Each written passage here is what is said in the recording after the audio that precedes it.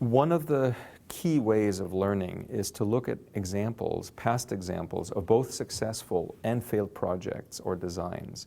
What we find in systems engineering is that often the problems begin at the requirement stage, where either a requirement is missing or there's redundancy, or in some cases requirements are written that are overly ambitious and utopian given the time frame and the budget available. So what you have is always a trade-off between how ambitious you are technically, the schedule and the budget that's available, and how much risk you're willing to take.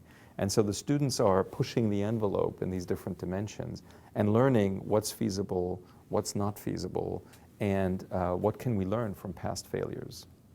We can learn from general examples of projects that had difficulties, either in aerospace, in the automotive industry, in consumer products. In hindsight, one is always smarter, but it is worth to look at these.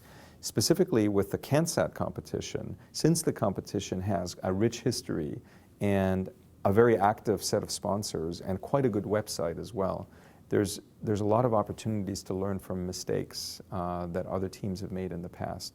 For example, designing a glider that where there's not sufficient tolerances between the vehicle itself and the container, and basically the deployment doesn't go well.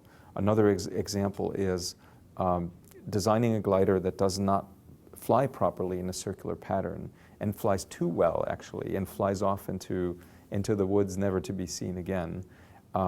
There's, of course, a lot of lessons learned from establishing a stable communications link, from having worked out procedures. How do you deploy your system? How do you test it? How do you communicate with it? How do you collect it? How do you post-process the data? In each of those critical areas, we see that learning from the past is critical to avoid mistakes that could be avoided with these learnings.